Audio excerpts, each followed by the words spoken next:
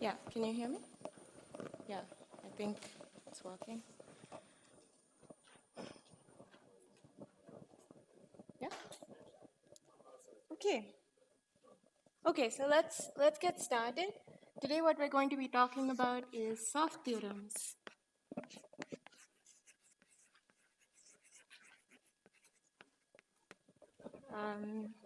Okay, and despite me lowering this, I think I'm actually still a little bit shorter. But okay, so good. So last lecture we talked about supersymmetry, and before that we talked about recursion relations. And today we want to talk about soft theorems.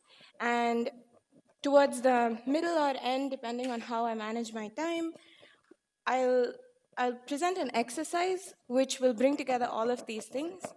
And the first ingredient to bringing together all of this stuff is going to be how SUSY connects to soft theorems. Okay? And the way to see how that happens is using the word identities that we talked about yesterday. Right? So to remind you, the chiral multiplet looks like this. Q acting on Z gives you psi minus. Q acting on psi plus gives you Z. So gives you Z. I think I called them phi and phi bar yesterday. We can change that and call it phi and phi bar again. And these come with square brackets or lambda tildes. Okay? Good. So what if I look at a completely general word identity on an endpoint amplitude that has a positive helicity fermion and some other n particles? Okay? We know that this needs to be 0. We also know that the first, when Q acts on psi plus, you're going to get a 1, followed by the action on the rest of the states. So I equals 2 to n, I, and then you act Q on the ith particle. So this is psi plus.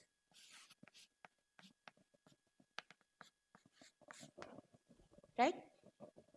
Okay, good. So this gives me the word identity that an with one scalar equals minus 1 to the power li. I'll explain this in a second. Actually, there's a minus 1 here as well.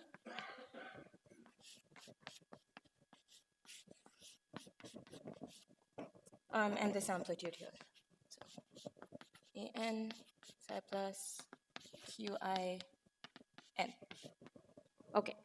So in this expression now, if I wanted to take particle 1 soft, right? So what does that mean? Basically, I'm taking P1 to 0, right? Now you have to be careful, obviously, while taking such limits, because naturally, if you want to conserve momentum and you take one of the momenta to 0, then the rest of your momenta are going to have to compensate for the fact that that's 0, right? But for the time being, let's just take a naive soft limit by taking P1 to 0. And the way that we're going to implement that is by saying angle 1 goes to epsilon times angle 1, and then epsilon goes to 0. Okay, so what is called a holomorphic or anti-holomorphic, depending on who you ask, soft limit. Okay, Li is going to be the number of fermions to the left of the I index. Okay, because every time I commute Q, or every time I move Q through a fermion, I'm going to pick up a sign. Good. That's actually plus 1. All right, now similarly, I can write down a word identity for Q dagger. So let's look at what that looks like. That relates psi plus n with a very similar structure, except this time you have angle brackets. X1.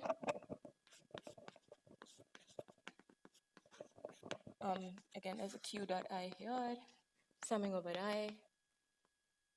And okay. Also some minus 1 to the power some factor. Okay, so all this to say that now we are in a position to figure out how a scalar soft limit is related to a fermionic soft limit because they are related by supersymmetry, right? So if in both these Watt identities, I take this limit where one is scaled by epsilon and epsilon is sent to 0, right? Then I assign some degree of softness to these amplitudes. So for example, I can say that when I send p phi to 0, an goes as p phi to the power sigma phi. Okay, where sigma is now what I'm calling the degree of softness. So similarly, I can define sigma psi. I can say that when p psi goes to 0, the amplitude goes as p psi to the power sigma psi. Good? Okay, so I'm ready to take my soft limit now. In this expression, I'm going to get epsilon to the power sigma phi. And on the other side, or rather something that is order epsilon to the power sigma phi, on the other side, I'll get a sum over terms, each of which is order epsilon to the power sigma psi. That comes from the first Watt identity. Okay. From the second Watt identity, you get something slightly different because you have an angle 1 in the denominator. So you get a sum over terms, which is order epsilon sigma phi minus 1. Okay. Now, because these are sums, you could have cancellations that allow you to have a lower soft behavior, right? But you can never have a higher soft behavior. You can't scale with a higher power of epsilon, only a lower power of epsilon. Good. So, all right, so what does that tell you? It tells you that sigma phi needs to be greater than equal to sigma psi, and sigma psi needs to be greater than equal to sigma phi minus 1. Which tells you that sigma phi equals sigma psi, or sigma phi equals sigma psi plus 1. Okay. Now, generically, you can write down relations like this that relate the degrees of softness of bosons and fermions in a supersymmetric theory. Good. So, of course, I've not told you anything about why you should care about soft limits and if they're related to any physics, but for now, they're just a statement about it's just a kinematical statement that when I have a kinematical object like the scattering amplitude and I take a soft limit, then it has some degree of softness, and that's what these numbers are. Okay? Good. Now, broadly speaking, there are two kinds of soft limits you can have, or two types of theories you can have. Sigma can either be greater than 0, let me say greater than equal to 0, or sigma can be less than 0. Okay? So we'll call these divergent soft limits for obvious reasons. These will be non-divergent.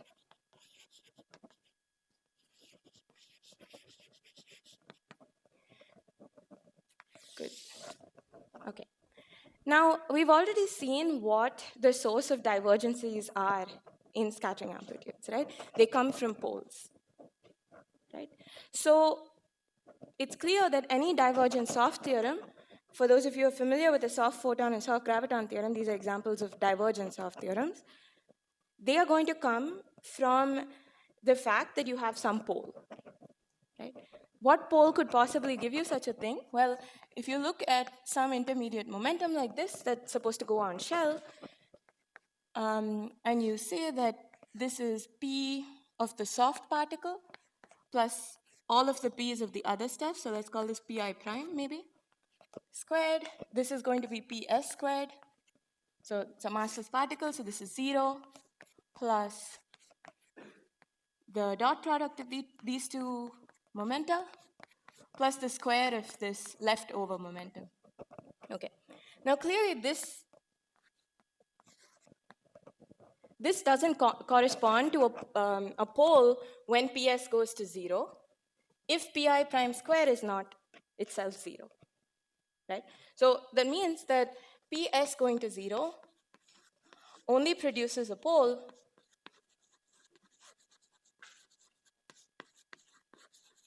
when you have a situation where your amplitude An has a factorization channel like this.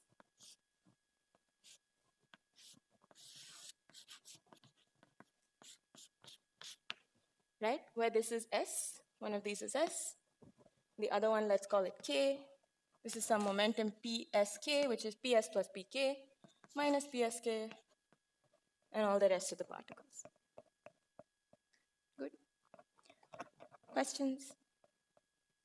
Great. Okay. Now we know that the 3-point amplitude is actually fixed by a little group,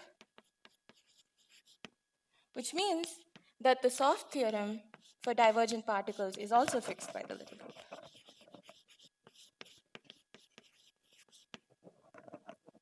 Okay.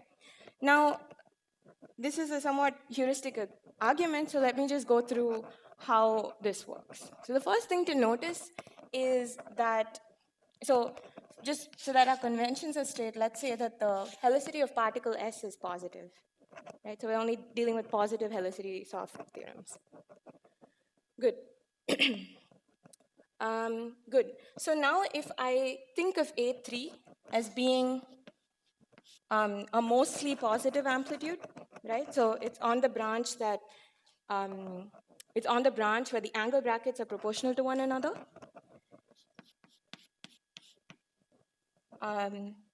Okay, that'll be one case, and the other case will be the mostly minus case. Now you'll see that when HS is positive, the way that I'm going to do the soft shift is going to involve a shift of the angle bracket. Okay, which means that if my angle brackets are proportional to one another, what I'm forcing is that along with S, K is also going to get soft. So I don't want this situation, right? I don't want this situation. So what I'm going to look at is 3-point amplitudes where this is true, and so along with S, nothing else is forced to get soft. Yeah, because I want single soft theorems. There's a whole other thing you can do where you take double soft theorems, but for now we'll do single soft. Okay. Good. Good. Okay, so how do you actually take this soft limit? So as I said, basically what you've done is you've introduced some hatted variable for the soft particle S, where you've said that this is epsilon S. Now this will necessarily shift all of your momenta and momentum conservation, right? So you don't want that to be, I mean, this can't be a standalone shift. You have to shift something else along with it, okay?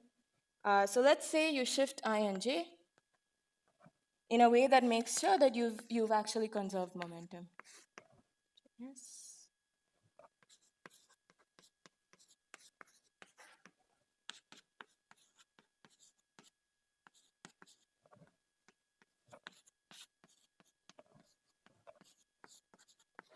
Okay. Now the problem with this shift is that if you look at PSK squared, this is going to be SK, which is epsilon SK.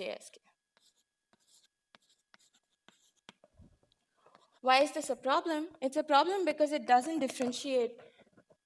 Your poles are all going to happen at the same value of epsilon, right? So there's no differentiation based on what the particle K is. So it's going to be a multi-particle, I mean, it's going to be a multipole, basically. It's not going to be able to tell you, it's not going to be able to differentiate between different 3-point amplitudes that are going to lie on the left of this factorization channel. So instead, what we'll do is we'll also introduce a parameter Z with some arbitrary spinor X.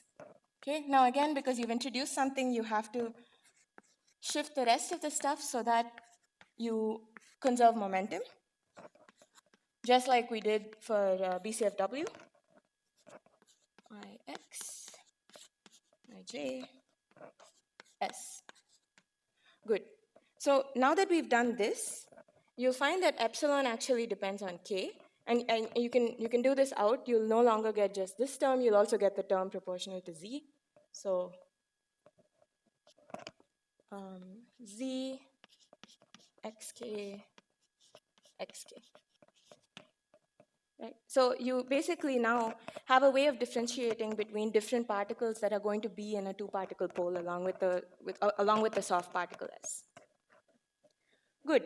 All right. So I'm going to assume everyone remembers how to write down a three-point amplitude, how to write down a factorization channel, and I'm just going to give you an answer.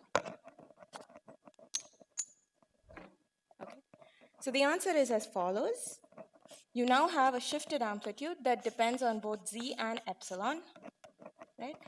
Here now you have to sum over all the particles that might be running in the channel over here, right? So I think I've called that HP actually. So this is a particle of helicity HP. And let's specialize to the case of photons. So S is going to have spin 1, helicity plus 1.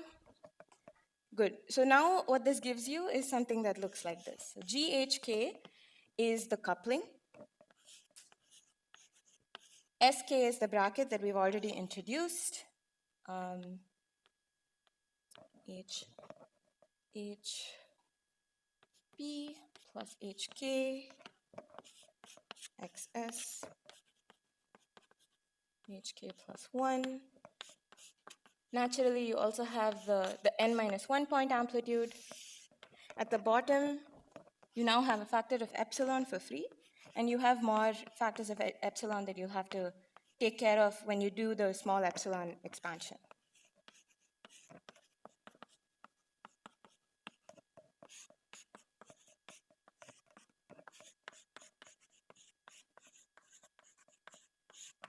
Okay.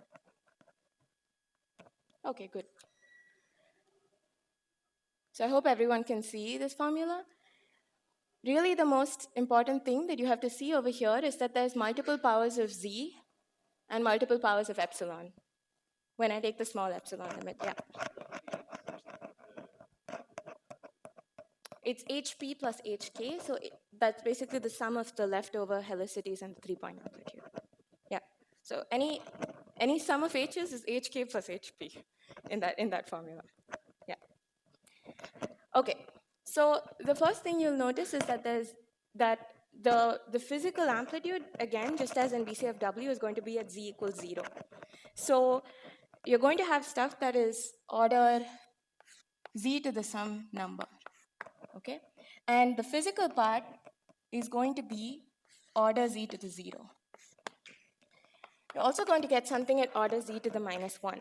This is not a physical object, right? So it has to be 0. The coefficient of order z to the power minus 1 has to be 0.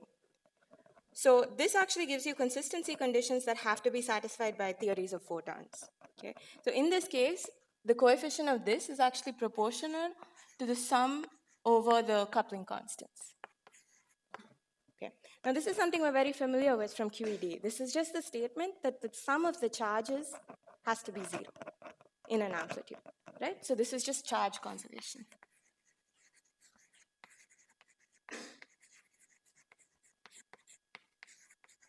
Okay. Now here is where the actual soft theorem lies. So this is now for order z to the 0, 1 over epsilon square, which is the leading order. And you get this expression, which exactly matches, if you're familiar already with the soft photon theorem, what you'd expect the soft photon theorem to look like.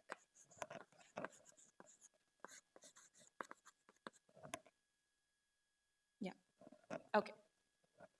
Okay. So does that make sense? So what we do is at z equals 0 or z to the 0, that order gives you the actual soft theorem. Anything above that or below that gives you a consistency condition. So if you do this for gravitons, if you do this for other divergent soft theorems, the unphysical bit that shouldn't exist has to have a coefficient 0, and that gives you some consistency condition that theory has to satisfy for free in some sense. Okay. Yeah. Mm-hmm. Sorry?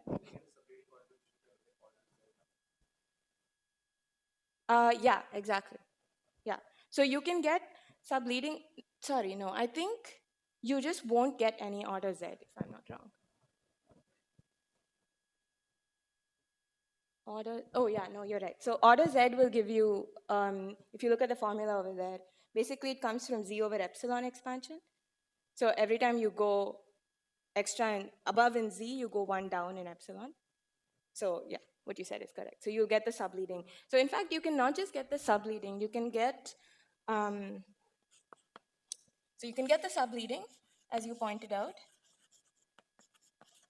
Subleading soft theorem. Also, this actually takes into account the fact that you could have had other types of 3-point amplitudes that are not necessarily minimal coupling. So this also includes EFT high derivative interactions. Yeah. And of course, you can also extend this to other particles, so it also gives you the gravitons of theorems. Yeah. Okay. So that is the first type of soft theorem. That was the soft theorem that was divergent. Okay. So next we're going to move on to non-divergent soft theorems.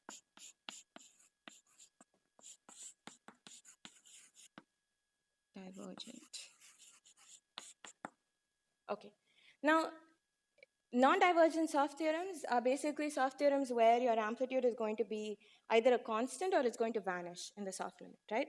Now, these theorems are interesting because they come from some spontaneous symmetry breaking pattern, okay? So I'm guessing everyone is familiar with spontaneous symmetry breaking.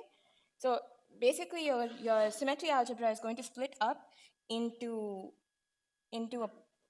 two parts. So let's say all your generators are going to be of two types, X and T.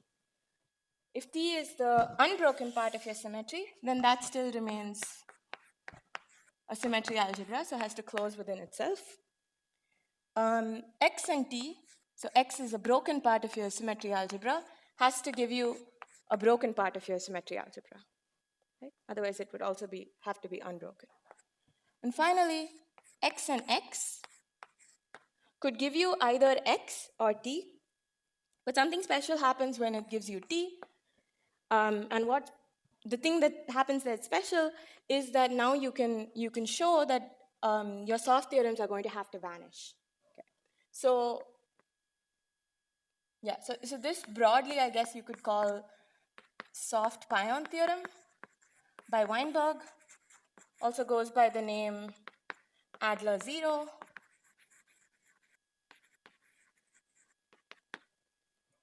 And the textbook definition of this stuff comes from word identities of the broken current, right? So this is some charge.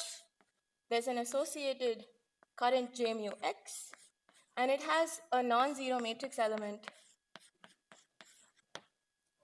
with some particle pi, some state pi in your spectrum, and this is what you'd call the Goldstone mode or the Goldstone boson if it is a boson.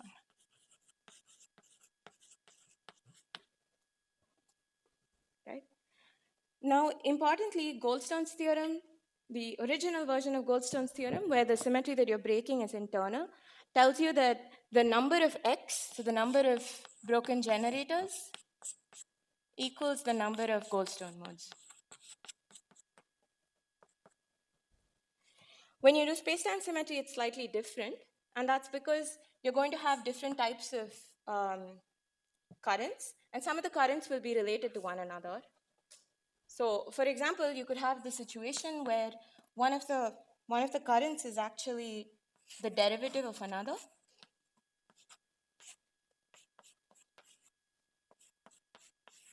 And so this is will just be a consequence of this. So you don't have a new Goldstone mode.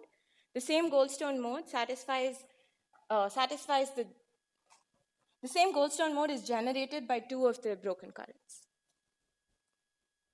Okay. So in the case of space-time symmetry breaking, actually, you can see that, like, you can do a detailed analysis and see that the number of broken translations will give you the number of Goldstones.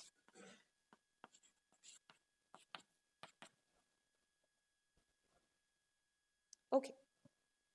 All right. Great. Okay, we're actually making very good time. So now we're in a position where we can say, fine, these soft theorems are nice, and you had this like correlator picture of how to prove that they happen, which is Weinberg's soft pion theorem. I think it's in volume 2 of Weinberg, if you're interested in looking at it.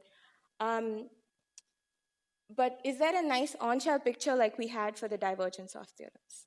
Okay, and that is going to have to come from our first lecture, which was recursion relation, right? We're going to have to exploit the fact that an goes as epsilon to the sigma in the soft limit.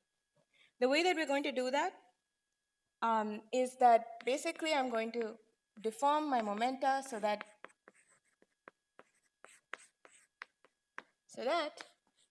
an of z, as z goes to 1 over ai, which you'll notice is the soft limit of this external momentum, has to go as 1 minus ai of z to the power sigma I, where sigma I is the degree of softness of the ith particle.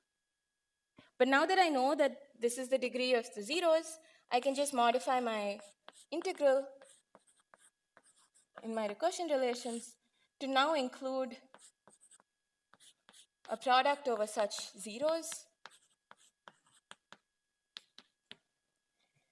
And now I have a way of recursively constructing, as long as the integrand scales correctly as z goes to infinity, which this subtraction helps with, and I'll show you where that works in a second.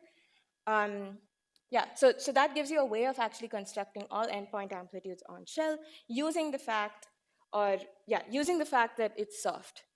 Okay, but that's still not the same as what we did above, where through on-shell methods we showed that it had to be soft. Right?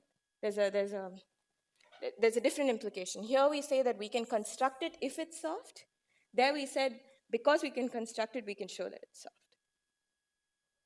So how do you reverse the logic over here? And that's broadly what is called the bootstrap, a generally overused term in high energy physics.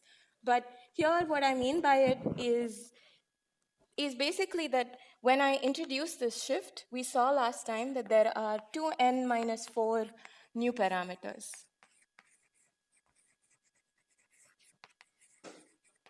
Now, while we know that an of 0 is the physical amplitude, I also know that these new parameters ai are decidedly not physical parameters, right? They're just arbitrary parameters that are introduced, and they have to disappear in the final answer. So basically what I'm saying is that an of 0 has to be independent of ai. Now this gives you a way of deciding whether a theory has a particular soft behavior or not, right? How do I do this? I start with some, let's say, 4-point amplitude. I don't start with 3 because 3 generically gives me divergent soft theorems. So I start with a 4-point amplitude, let's say, for example. Start with a 4-point amplitude. I put it through this recursion relation. And I check whether the resulting 6-point amplitude is independent or dependent on A.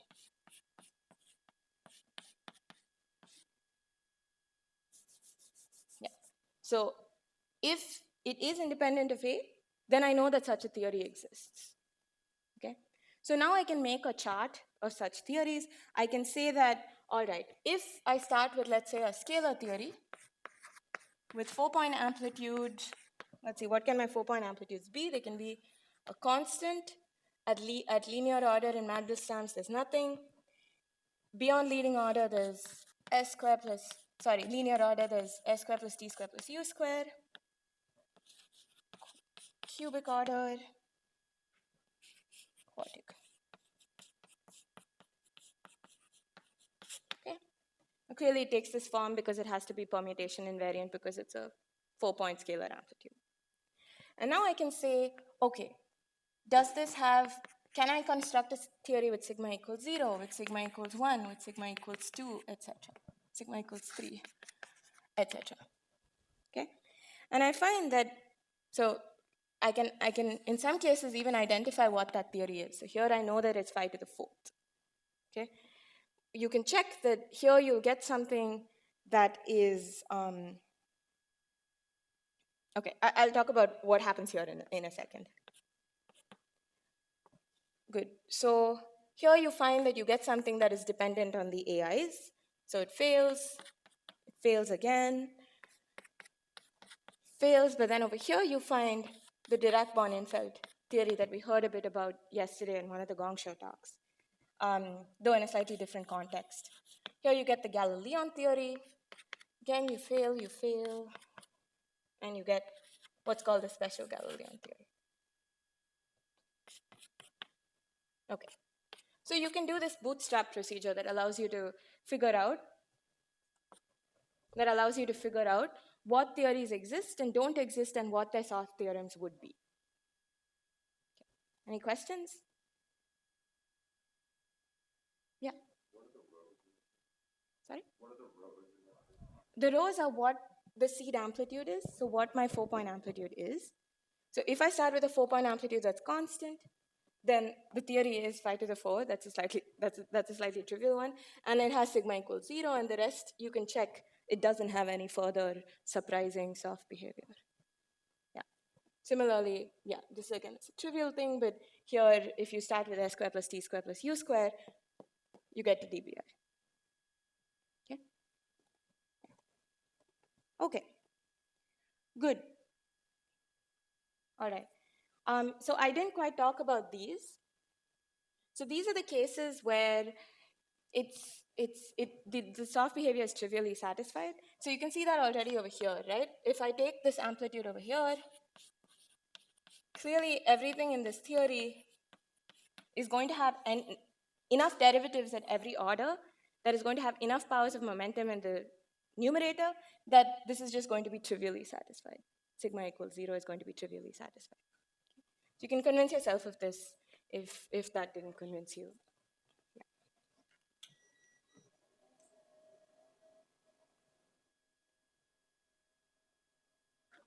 Okay.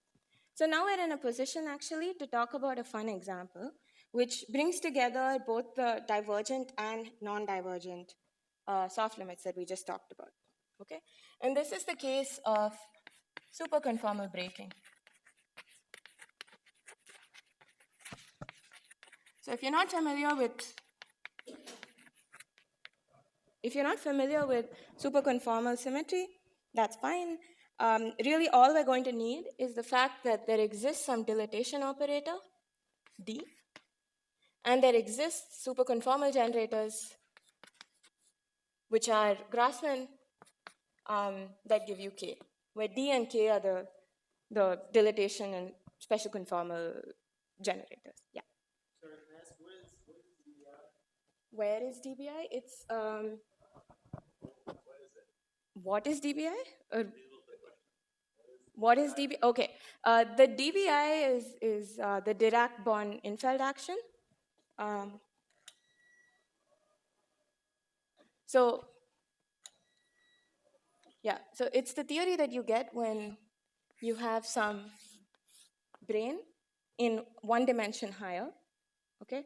And because of the position of the brain, you've broken the translation invariance of the larger space because you've placed it in a particular location.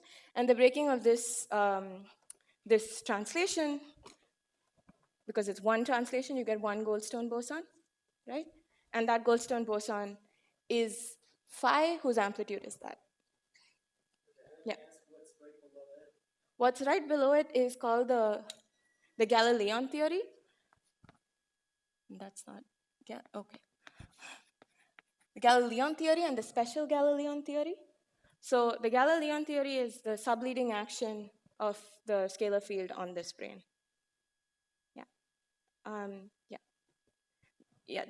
There's a lot of literature in all of these theories in very different contexts. The Galilean, in the context of a lot of inflationary models, people study the Galilean theory. I'm not totally familiar as to why, but they do. There's a lot of work out there. Yeah.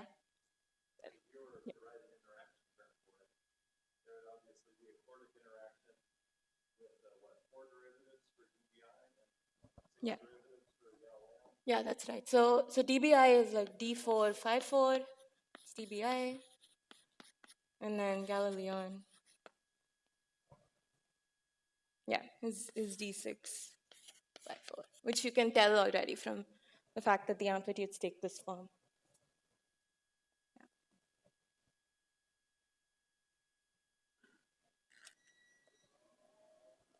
Okay. Yeah. Okay, okay, let's just talk about this a little bit. So,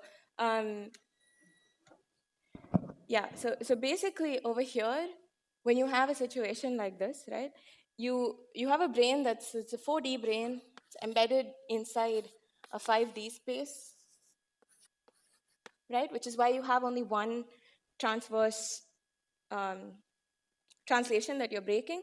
Notice that you do have more Lorentz rotations that you're breaking, but the number of Goldstones is only related to the number of translations. Okay, and as Lance said, once you have a theory like this, the first term will be like the tension of the brain, the second will be the R term, and then the third, if you are at like how do I say it? If you are an end of the world brain, then you also have some curvature term, extrinsic curvature term. And so you have a different coefficient sitting in front of all of these. This will be G dBi. This will be G Galilean. And this will be what I'll call Galilean odd. Basically, it gives you odd point interactions. Yeah.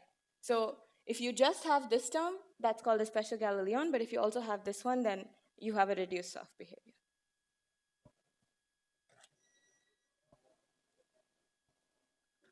Maybe before I put the board up, I should have asked if there are any more questions about the theories that I mentioned there. Okay. Yeah. As I said, there's a lot of work that's gone into both of these theories and thinking about them in the context of supersymmetry, amplitudes, not amplitudes. I'm happy to talk about it later, but yeah. Or if anyone has any questions right now. Okay, so back to superconformal breaking.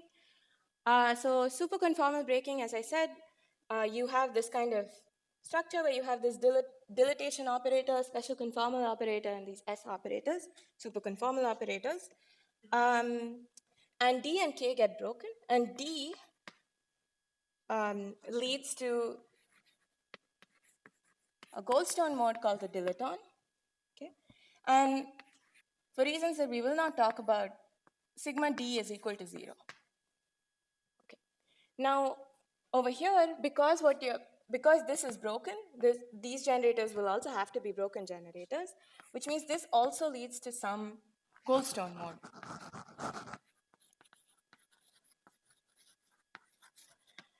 Now, because S is Grassmann, this actually doesn't lead to a scalar, it leads to a fermion, or sometimes called a Goldstino or a Goldstone.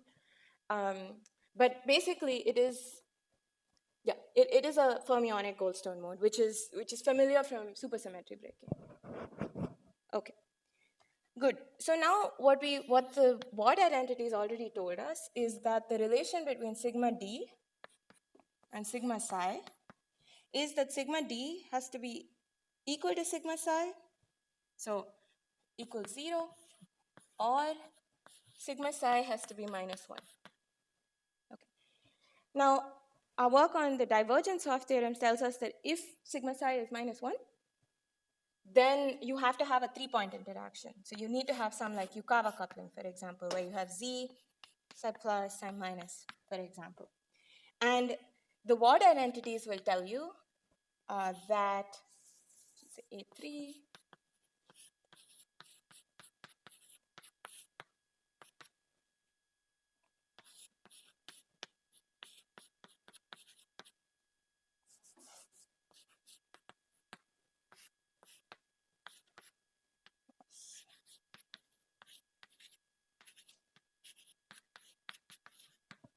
with some factors of p. 1,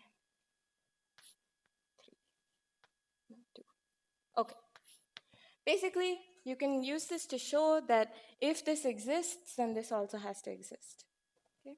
So, yes, given that you need to have a 3-point scalar, so something like, so this has to be non-zero because the Yukawa coupling is non-zero.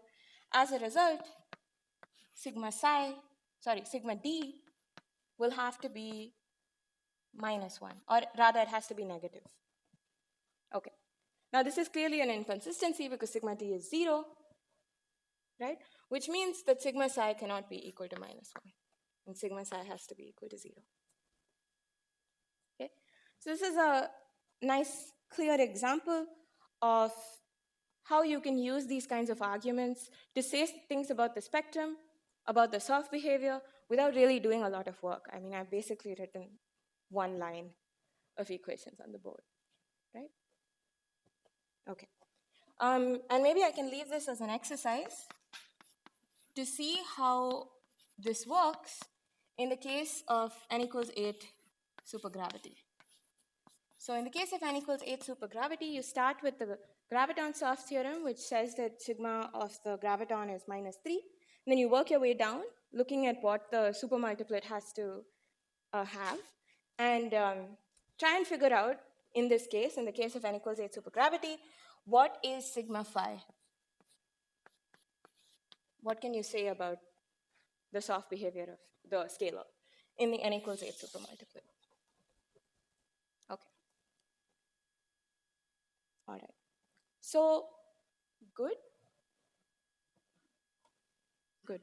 So another exercise that I wanted to leave, it's more like a thought experiment, if you wish, is to see if you can come up with a supersymmetric version of these recursion relations, okay? And that would bring together literally all 3 lectures because it'll use recursion relations, soft behavior, and supersymmetry, and see if you can construct something like a super BCFW shift, except now it implements the soft limits for you.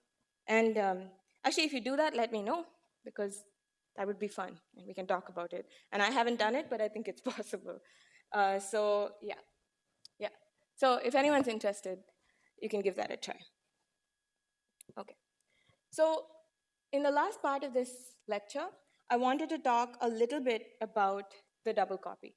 Now, Hendrik is, of course, going to tell you a lot more about this in the next lecture. But I'll be a bit anti-time ordered, and I will say a few things about the double copy and how it's related to soft behavior. Okay? Now, for this purpose, actually, I'm not going to say what the double copy is. Hendrik already told you that yesterday. At this point, just think of it as being some theory A with some theory B gives you theory C.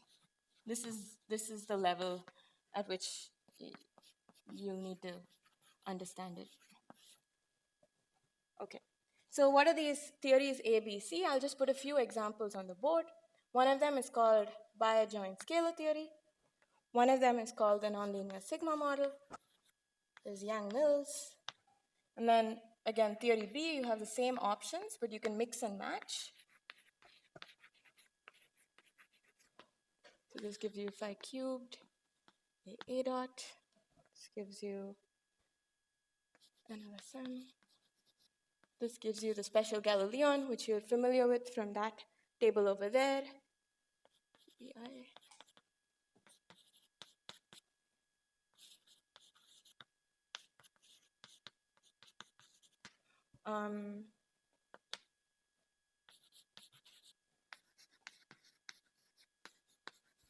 Okay. Now, something nice happens when I decorate this table with what the sigma values are for these various theories. Okay? So the sigma value for this is -1, +1, -2, 0, -3.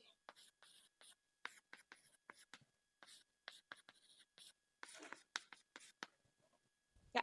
Sorry, is that theory A cross theory C equals theory C? Sorry, I think I said the right thing and wrote the wrong thing. Yeah, theory B. So this is. Yes.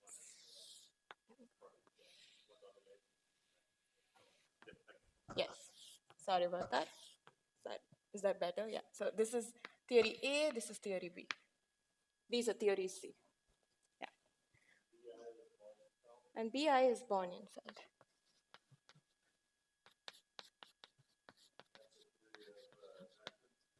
Yeah, that's right. So that is a theory of vectors, which is kind of, you should be able to see that from the fact that this has spin 1, this has spin 0, so this resulting theory has to have a spin 1 particle in it. Born-Infeld is also related to Dirac-Born-Infeld via supersymmetry. But yeah, okay. Yeah, there's a lot you can say about Born-Infeld. For the time being, though, the most important thing we want to think about is the fact that sigma is 0 in Born-Infeld. Okay? And if you've already figured out what the relation is between sigma C, sigma A, sigma B, you will not be surprised by what I'm writing now, which is this relation over here. Okay? So, did I write it correctly? Yes. Okay. Yeah. So this is how the sigmas are related. So now this should motivate for you that at least the soft behaviors of these theories that I've written down over here have something to do with this double structure, a double copy structure of the amplitudes in these theories. Okay? Yeah, and there is a somewhat simple way to understand why this relation is true from KLT, and Henrik will tell you what KLT is. For the purpose of introducing something new in the last 10 minutes, I will do a lightning introduction to CHY, and we will see how CHY is actually very powerful in showing you what the soft limits of these individual theories are. And additionally, everything else I've talked about so far has been in 4 dimensions, right? But soft graviton, all of these soft theorems are actually valid in d dimensions. Okay? They might look slightly different because obviously you don't have spinor helicity in all dimensions, which is why CHY also is powerful, because it gives you d-dimensional representations of these amplitudes. Okay? So CHY are Corchazo, Hay, and Yuan, and they gave us a very elegant formula for scattering amplitudes. And the basic idea is that you map n-particle massless kinematic space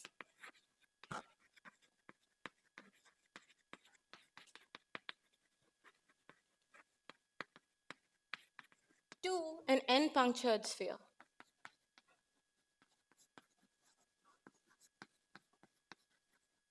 Okay, now these massless kinematics I'm going to call K mu, and these are going to be called sigmas. These are the positions of the sphere. A. Right? A runs over 1 through n. So the map is given by the scattering equations, which we heard a bit about in the Gong show yesterday. So the scattering equations are Ka dot Kb over sigma A minus sigma B summed over B naught equal to A equals 0. Okay. All right. So now one important aspect of the scattering equations is that they have, so there's n minus 3 independent ones, and we'll see why in a second. And there are n minus 3 factorial solutions to this equation. N minus 3 factorial should strike a chord within you every time you hear it, and it should tell you that something awesome is happening. I think you already saw a little bit of that yesterday in Hendrik's lecture, and you'll probably see more today.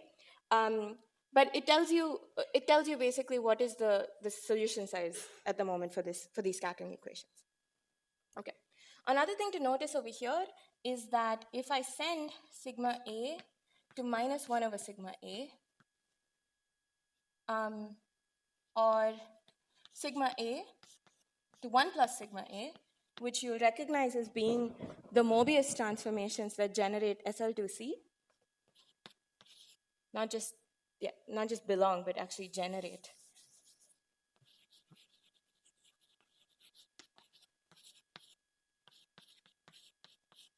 You'll find that actually these equations remain unchanged. So I think it's very easy to see that this remains unchanged because it depends on differences. This one is a bit trickier. You'll have to use momentum conservation to show that the T transformation of SL2C is actually a symmetry of these equations. But okay, now I'm ready. I have the ingredients I need to tell you why n minus 3 of these are independent. It's because once you have SL2C, I can do these SL2C transformations in order to fix sigma 1, sigma 2, and sigma 3 to, for example, to 0, 1, and infinity. Okay? And then you can check that actually only n minus 3 of these are independent once you put this in here, this information. Great. All right. So clearly the sigma 3 equation just becomes, you just remove the sigma 3 equation from here, right? Once you say that sigma 3 is infinity. So of course, there's nothing special about the third particle. It's just any particle that you can remove the scattering equation of. Yeah. Which means now I should be able to write some scattering amplitude an as an integral over this sphere with punctures in it, where this is the location of the punctures. Obviously I have some symmetry which is SL2C, which I'll need to mod out by or fix in some way. Right. I also need to make sure that these locations of these punctures satisfy the scattering equations. So those are those over there. B not equals to A, SAB, sigma A minus sigma B. Yeah. And then finally, I can have some expression over here, which I'll call IN, divided by the product of these sigmas, the differences of these sigmas. Now, I've clearly not motivated this formula. I've just kind of put it out here. Yeah, you're welcome to read the CHY paper, but in the interest of time, I think I'll just tell you what the results are for these integrands IN. No? Okay.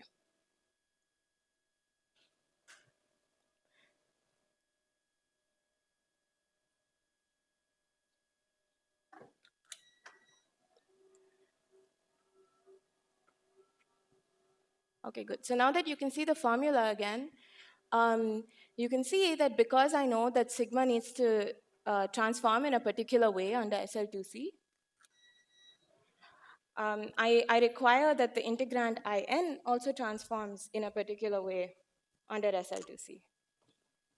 Okay? So it's SL2C covariant.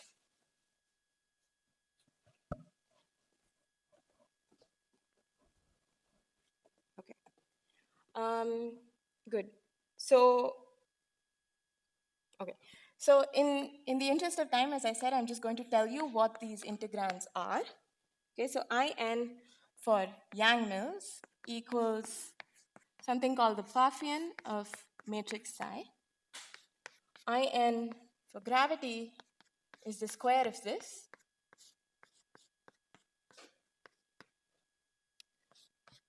IN for the NLSM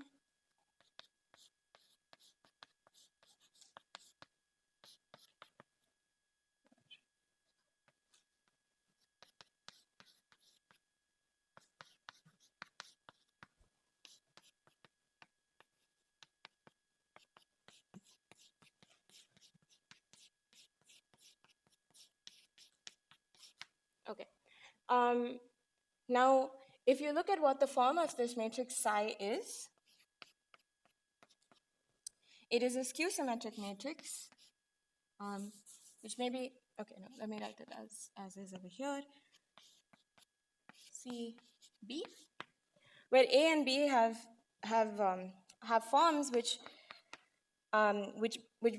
yeah, they're basically the functions of the external momenta, the sigmas, and the epsilons, the polarization vectors. Okay, A not equal to B, and 0 when A equals B. So I'm not going to write down what B and C are, but there are expressions for them as well. Okay. Now the Pfaffian is a polynomial whose square gives you the determinant of a skew-symmetric matrix. Okay. So in the simplest case,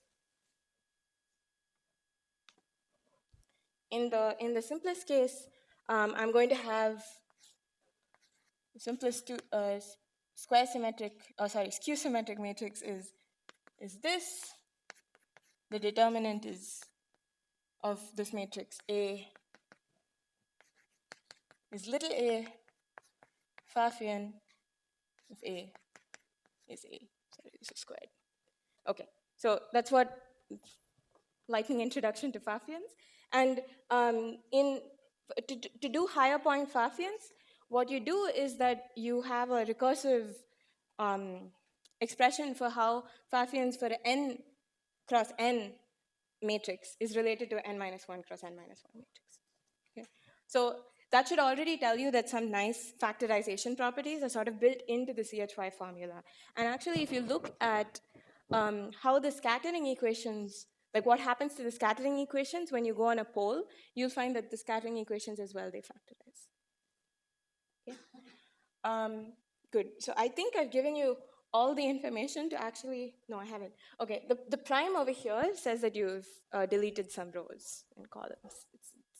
Yeah, but okay. So now I've given you all the information you need in order to see that in D dimensions, I can use the CHY formula to not just construct amplitudes of these special theories, but also see the doubling structure of the amplitudes. Okay? The final thing will be to see what the soft limits are. We are not going to do that, but I will say the following, which is that when you take the soft limit, just like when you take the factorization limit of the scattering equations, you can actually see a split between what you're calling the soft particle, which is, let's say, n, and the n minus 1, the leftover n minus 1 scattering equations, okay? Which will give you this part, basically, the an minus 1 amplitude, okay? So yeah, sorry, the last part was a little rushed, but basically these formulae make it very easy to see that this will have soft behavior -2, -3, etc.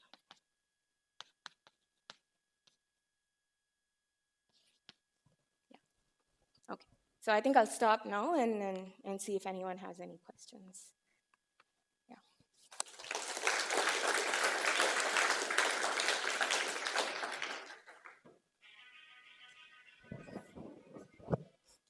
Very climactic end to my lecture. Yeah.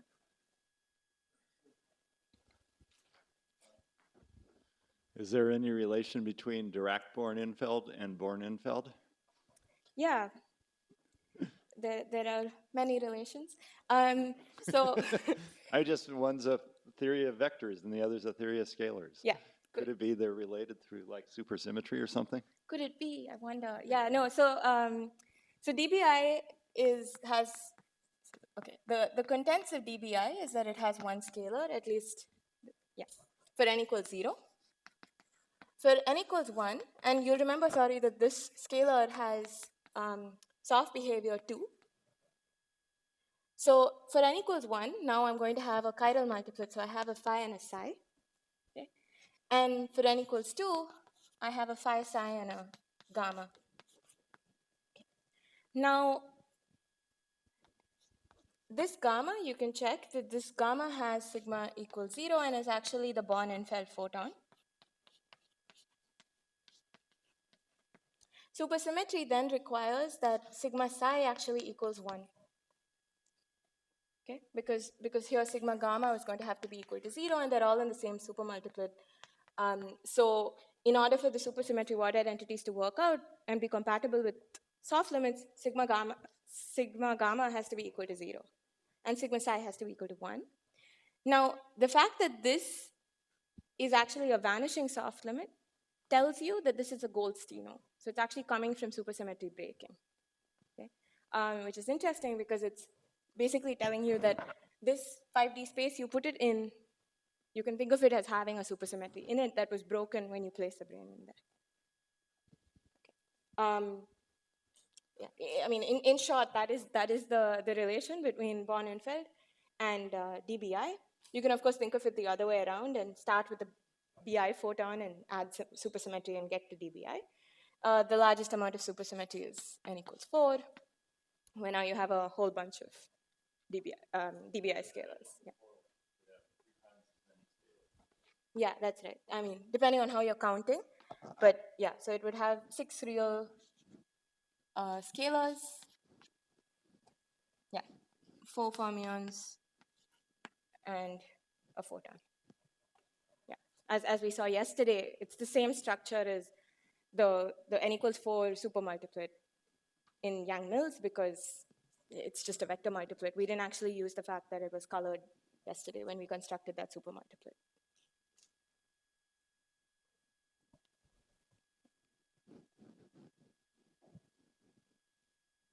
Yeah.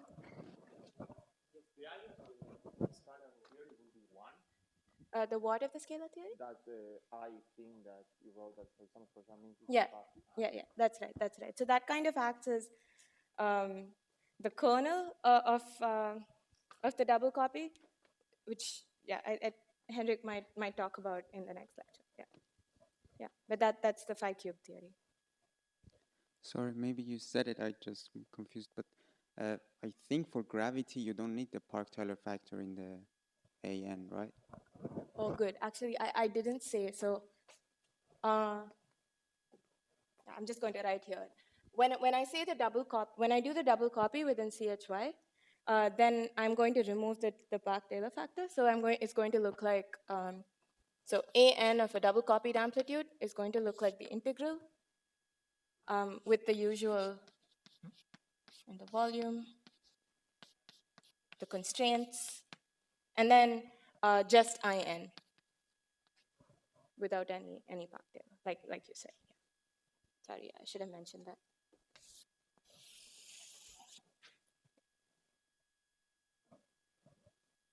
Any other questions?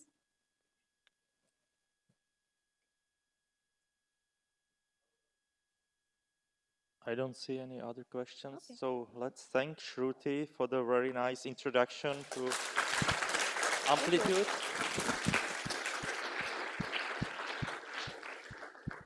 And also for very nice timing. Yes, great. So break.